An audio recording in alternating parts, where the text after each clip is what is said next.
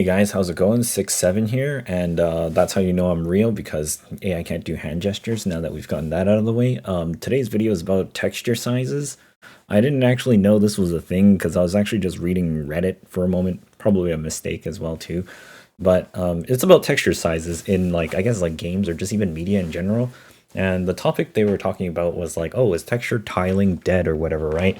And does everybody just use like 8K textures? And then I actually read like the comments in there too, where people were talking about like, oh, they didn't teach me this when I was in 3D school or like when I was doing modeling and whatever. And I thought that was like, oh my god, no wonder why everything is kind of like they're just building with like the ceiling capped out essentially. It's more like a conceptual point that should be understood. Obviously, even if you're not a game designer, as a game player, you might be questioning yourself as a non-developer going like, why is this game like 500 gigabytes big or is like 2 terabytes in game size? This is probably one of the underlying issues that's part of it is texture sizes. um, and even then it depends on like the visual screen and resolution that you're playing on. So for instance, if you're on a 1080p like resolution monitor, an 8K texture will basically be nothing to you. It's just a waste of space. It'll never like visually like hit that mark. Even if you stretch it across like a huge terrain or whatever and whatnot, it just really doesn't make any sense. Where like a 2K or even like a 4K texture is already overkill. 2K will already be like visually be indiscernible to your eye at some point. It's only if you're playing at like, I don't know, like a 4K monitor for some reason, like burning your corneas out looking at such amount of like, light throughout the whole day kind of deal. That's when that happens. For reference here, I have on the screen is a 4 by 4 pixel texture. This looks like a Minecraft graphics kind of thing, but this is what 4 pixels looks like, and it's in sets of 2. So when 8K texture is talking about 8K texture, it's not exactly like 8,000 by 8,000. It's basically in multiples or powers of 2. And that's also because of like how pixels are made. They're basically a square, so you have 4 corners. So it has to be like you need like 2 by 2 in order to even draw like a pixel. Otherwise, it's a line.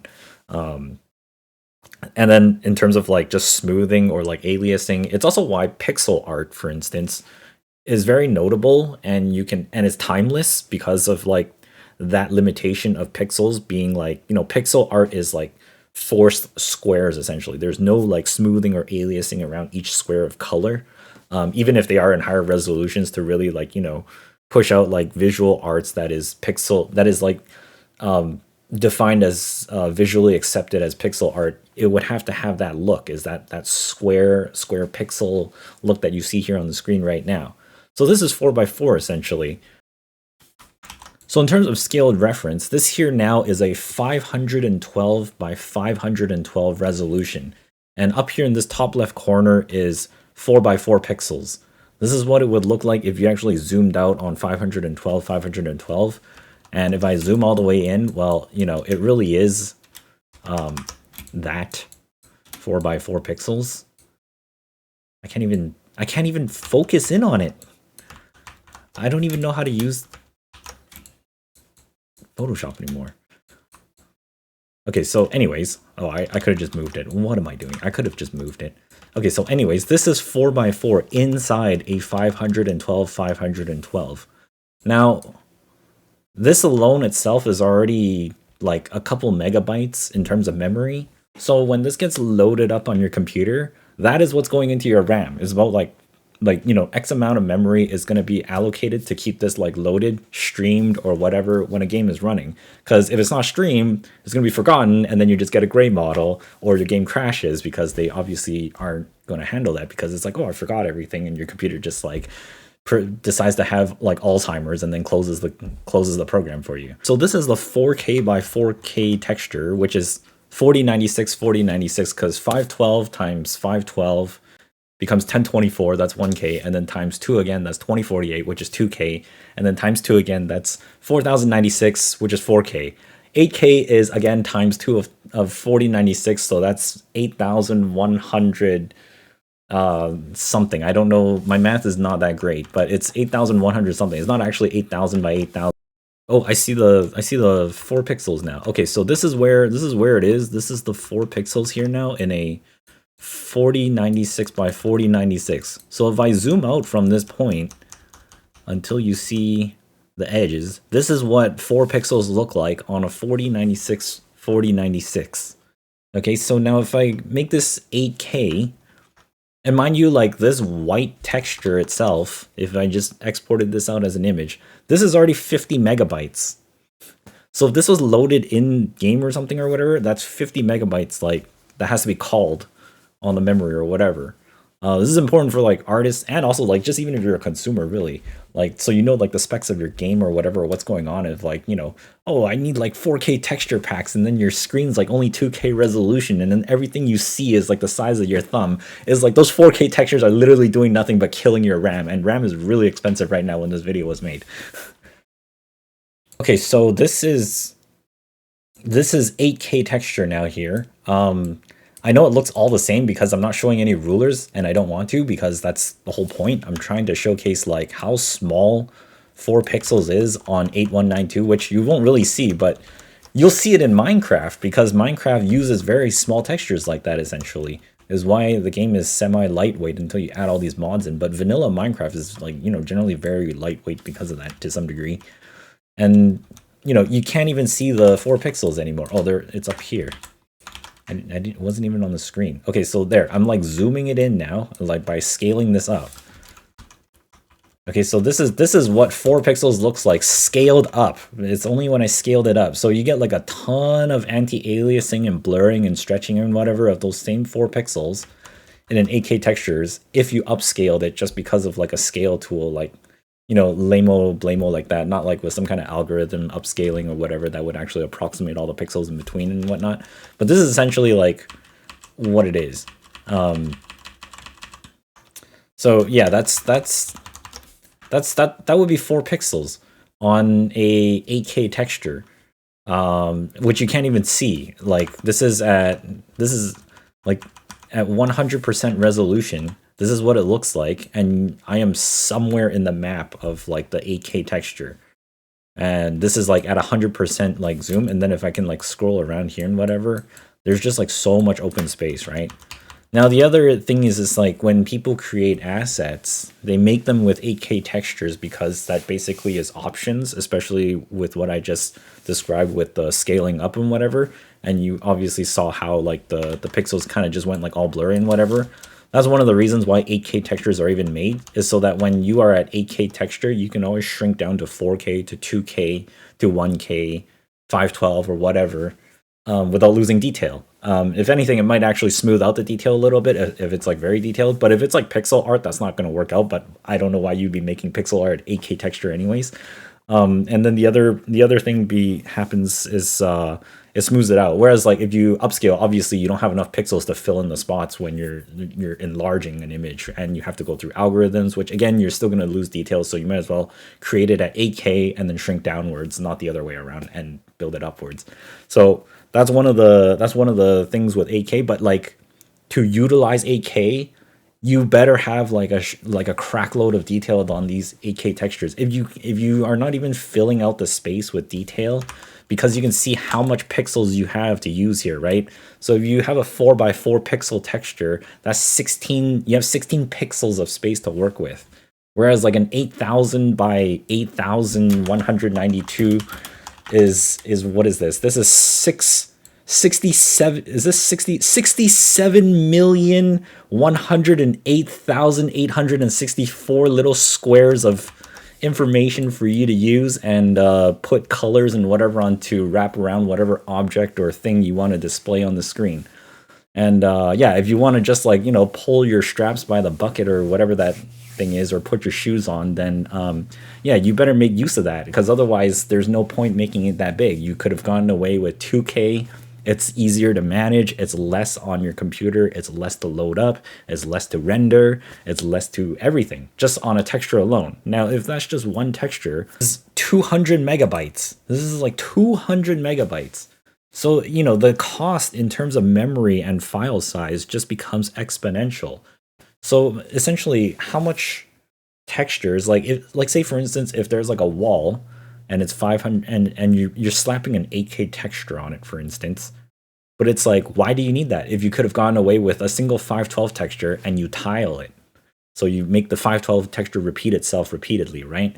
And you know, if for non-developers, they might not understand why they would do this, but the thing is, essentially, you do the 1512 texture, you tile it across like from bottom to top because it's a repeating texture, and essentially the computer only has to call one file of 512 and then just be like, oh, this one is here, and then I stamp this one here simultaneously. Versus an 8K texture, right? So if you got an 8K texture, that's 300 megabytes fired across the whole screen on that one load, right? But it's loading 300 megabytes. And depending on how fast your computer loads that up, and this is just like one call, right? So for a 512 texture, it's really fast, especially with today's technology. Like 512 by 512 is like instant. It's like bam, it's like nothing. Versus like one 8K texture. So I don't know how big that surface of that wall is in terms of like a 3D realm or whatever, right? Because you're going to be stretching that texture across. It depends on how it's UV like laid out or whatever in terms of 3D. So if the UVs are good, you can probably just actually like, you know, say like a wall is like this and it has like 4 segments, like, you know, one here, and then 1, 2, 3, 4. If you UV lay this out and there's just a repeating wall, you would stack all these squares on top of each other, and then you would just put one 512 texture on there, and it would look no different than an 8K one that's mapped out the same way, other than like zooming out or like looking really close in on it, depending on how close you see that wall. So that's really the contextual mindset you need to think of when you're using like a certain texture size. Bigger is not always better in the sense. It should just be like what's enough. Because if you always keep building like huge assets like this, eventually, especially when you're setting up a scene and you want to do like a very, very high-end scene or whatever, right? If you run out of memory, then all of a sudden you have to go backwards and start shrinking things anyways. And then now you're losing time doing stupid overhead cleanup work, which is not creative. It's just annoying. It's annoying grind work. That's what it is. That's what it becomes. So that's one of the things to keep in mind. Like, you be like, oh, just get better hardware. Yeah, and then when hardware fries out, now you're out a couple $1,000s when none of that had to happen.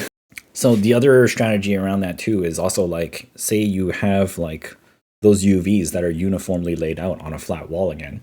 Instead of just stretching it across, you could actually just have it reference like one spot, and then you just UV like check that spot and then duplicate it across like the whole thing. And you get subdivided as much as you want, and the tiling will always like be the same. And then you put that 1512 texture in there, and it'll just tile across the whole thing, and that's it.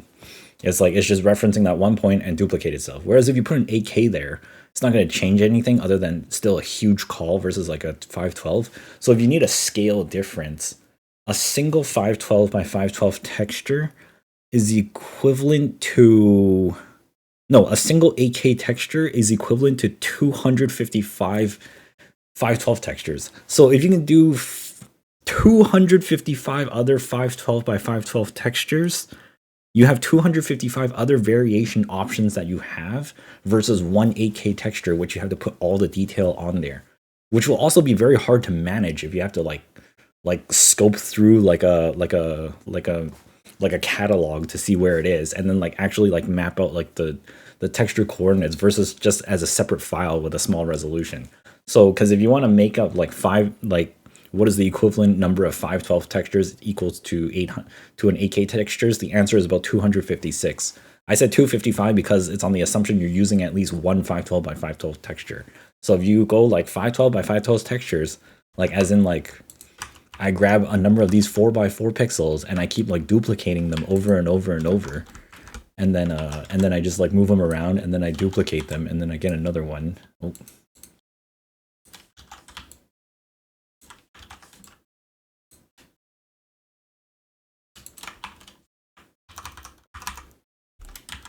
Okay, so then like, you know, this is like 4x4, but then it's also 4x4 of the 4x4, so that's like 16x16. And you can see how fast it's already like kind of growing in terms of like size, but this is what it would be essentially. So this is like how many times like this has to be duplicated in order to reach like, you know, it's only like 1/4, right? It goes up exponentially. If you've ever looked into like graphics and how things like work in general for memory and all these things, but this is what you have to consider if you're coloring something with a texture. Especially if you're looking to shoot it off to production, render, or whatever.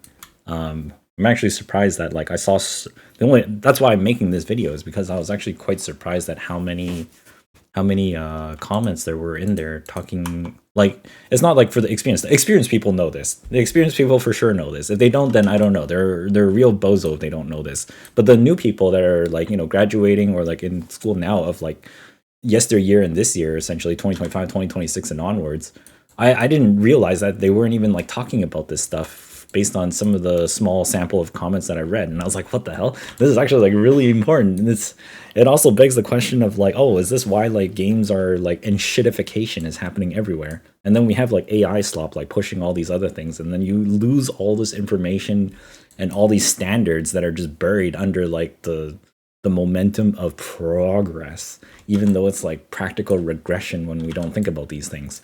So it's like, even for my own game, I do worry about these things. Like I do have textures there that are quite big, but the other thing is like because my design is also very small, I'm building it in the sense where my scope is here right now, but it's also like this large in order to reach the full scope. But the other thing is like I know the ceiling cap is somewhere here. So, but because I have so little things, I can run these things at max right now. But it doesn't mean I have it like fully uncapped. I have it at like 4K and 2K textures because like, you know, the scope of the thing is like, oh, I have one character on screen. It's like, yeah, then it's like, who cares? So again, it's like contextually dependent, right? So if you have like one character on screen, yeah, maybe you don't want to just run 8K on them. I don't need to.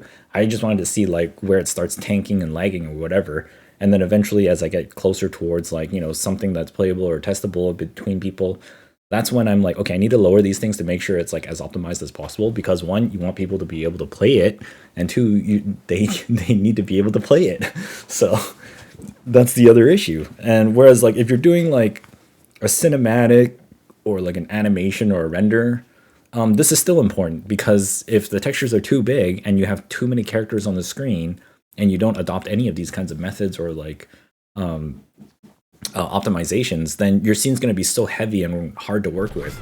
That I've done that with some of the VFX stuff in the past, where it's like I made the scene so heavy that it was incredibly hard to edit the scene simply because it started working like a slideshow, right? Imagine every time I had to rotate a character, and it's just like a keyframe going like that. It's incredibly annoying to work with because you can't accurately rotate something on a precision like tween. It's just like stop motion. And then like you're waiting for the computer to respond, and then you're like worried your computer's gonna crash, and then the program crashes because you went over a limit and then said like, nah, fuck you, I'm gonna take a break and stop working with you. So so so that's why this is like one of the aspects that should be kept in mind when working with it. Like if anything, I think a good rule of thumb is to make your work look like fucking RuneScape up until you need the people to see it. Okay, if you make your workspace look like shit but never let anyone see it, that's okay. It's only when it needs to be public visible is when you should actually make it look a little bit prettier. That's when you crank the textures back up to like a higher resolution and be like, yeah, this is where I want it to actually be. But then like, you know, in your workspace you want it to be fast, lean and mean, right? So you set like texture sizes or whatever.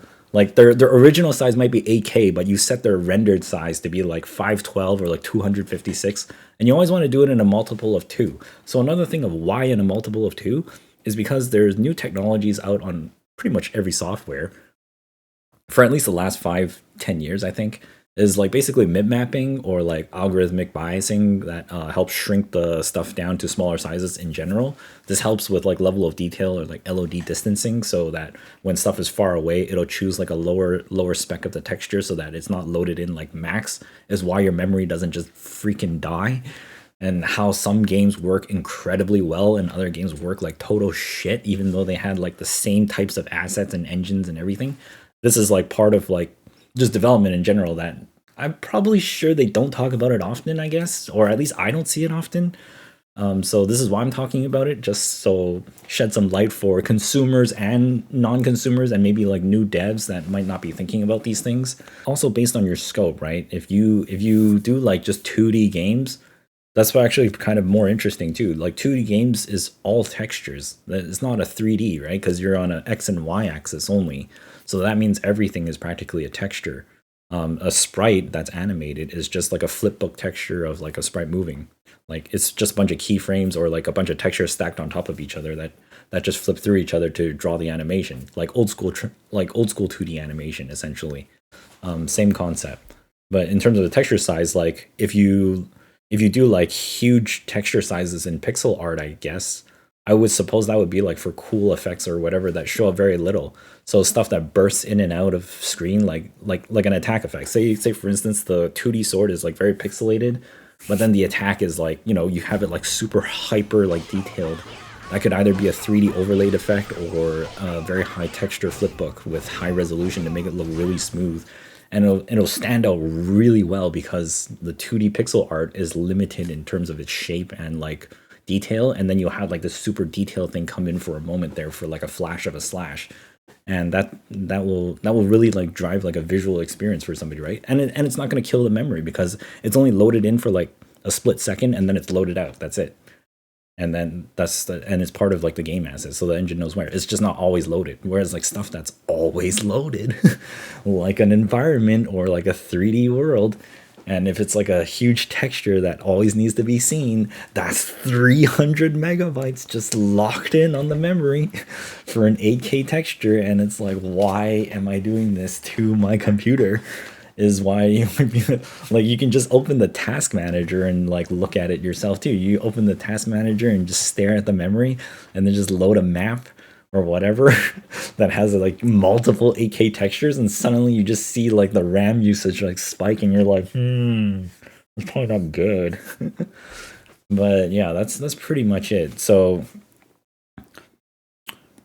here is like an example of like my character in multiple different texture sizes that I'm currently working on for the new year. And this, yeah, like 8K texture, yeah, it looks like freaking beautiful and everything. And then like lower res looks like RuneScape, heading into those like indie games that play those adventure games and like even the lower graphics works too. It's not just about like making stuff look pretty. Sometimes it's also like the break of immersion or like the break from high detail into low detail translates better because in low detail you get to let the user's imagination fill up the space instead of defining it for them. It's much like drawing something very simple. Everybody understands what an emoji smiley face looks like. I don't even have to tell you what it looks like or even draw it to tell you what it looks like. You already have an image of that in your mind when I say emoji smiley face. It's basically like 4 strokes essentially. It's a full circle, 2 lines, and then a smile. That's the smiley face. Like I drew it with my fingers right here, right now. There's no way you didn't see that. So it's like you already know what that is. It's a face, but in reality, it's just a circular blob with 2 straight lines and an arc. Okay, but it's so undefined. There's no eyebrows, there's no nose, there's no like chin, there's no ears, but you still know it's a face because humans are that egocentric. We are a bunch of narcissistic species that are trying to have empathy. So that's what I'm gonna leave you with. And thank you so much for coming to the Texture Talk. And shout out to my first Patreon subscriber, Arhaz. Thank you so much for the support on my project and my works here. And I'll see you guys next time. Peace.